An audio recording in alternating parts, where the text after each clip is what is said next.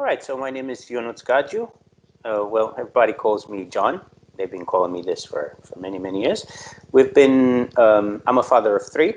I'm married and I have three children. We've been in England for about 7 years now.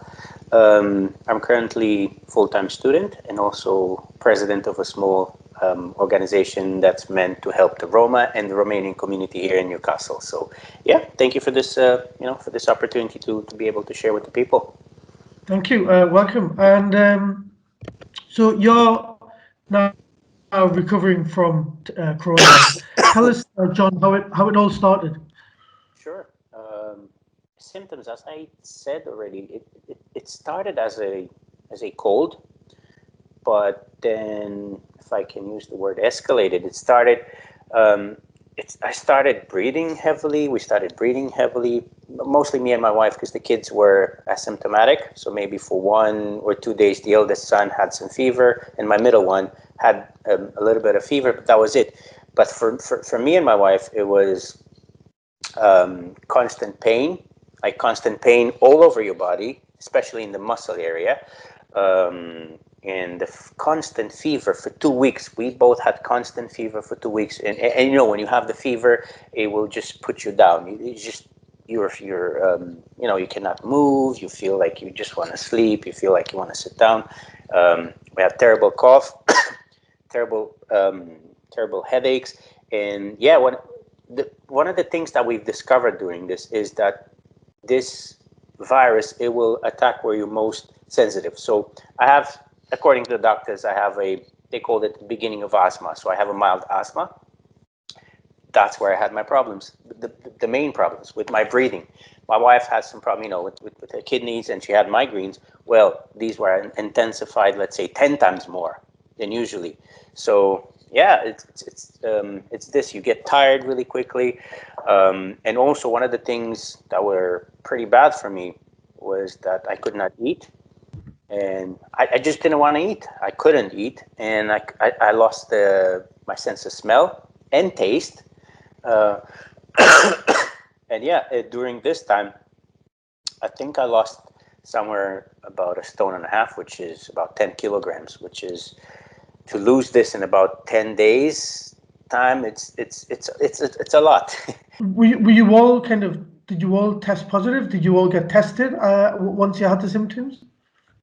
Yeah, so once we started the symptoms, well, we realized that the kids are going to school. I mean, we're self-isolated. We can work from home, we can study from home, but the kids were going to school. So we said, okay, I think we have the symptoms. I mean, we started with the coughing, with fevers and stuff. I said, okay, we called the schools and they said, we are keeping them home. Let's go test. Let's go get tested. So yeah, we went, we all five of us got tested. Second day, we got the test and all five of us were positive. I mean, you must have been scared. You must have been very worried. Well, it does get worrying after. So let's say after a few days, I said, okay, this will pass. You try to give yourself courage, encourage yourself, but things started to get worse, like the pain behind my eyeballs, and just the headaches and the breathing and the constant fever. You start worrying because you think that things were getting worse, and Yeah. you said, okay, what's the next step? So uh, yeah, we did manage. Sorry, we did It's okay. manage to go through.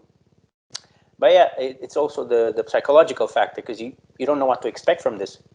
I've known people that had mild symptoms, but I also known people that have been into the ICU, or people that died because of it. So uh, yeah, it was quite frightening, and from that point of view, because you don't know what to expect. How did you all manage? In terms of how we managed, well, that was a bit tough. Just me and my wife in the house with three children, small children. It was a bit tough, but so what we did is, yeah, we took turns in terms of cooking the food for them. Yeah, what we did, we allowed them to spend more time on technology. Like we usually have, a schedule, 1 hour, an hour a day, or whatever, and we just let them stay on technology pretty much all day long, while we ordered food from shops, and use the oven, or make things really that are easy to make, or ordered food from restaurants and things like that, delivery. We tried and did that, but we tried and to do it this way, to make our life simpler. But the thing that helped us during this time is also because we got about 20-30 calls. So in the span of 2 weeks, the NHS called us every day for a few times.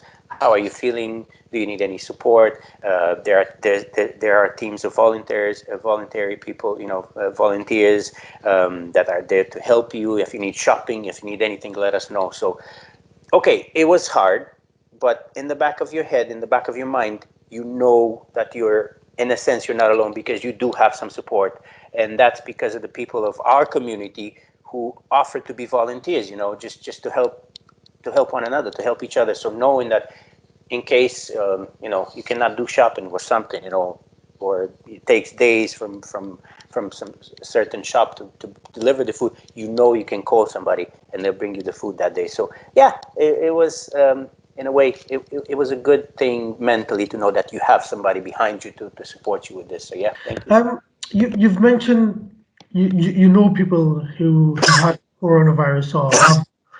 You've mentioned you know someone who passed away. So tell us more about that. Are these relatives, friends, people you know? Are they in Newcastle? Yeah. So yeah, most of the people I know, a lot of people here in Newcastle that live in our neighborhood, live in our area, that do have it. So the good thing, well, in a way, is because I know a few families that had it, were tested positive, but they said it was as a mild cold for them.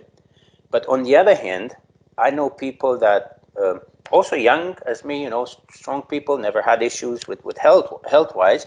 Um, so yeah, they ended up in ICU. They ended up putting into induced coma, and unfortunately, there's a 42-year-old man that I know of that, because of the symptoms, and of course he had some other health issues. But yes, with coronavirus, because of it, um, yeah, he unfortunately passed away, and he left a beautiful family and children and all. It's just you don't know what to expect. That's the frightening thing about coronavirus, because for you, you might not have the symptoms, but for me, it can be deadly. So that's the part where I believe we should be considerate, to one another, and just as do your best to follow the measures that are being imposed, or recommendations or measures that need to be imposed, that are being imposed by the government or local authorities. That's what we all need to do. It's not because of ourselves, you Yeah. know just because of ourselves, but because of the people around us.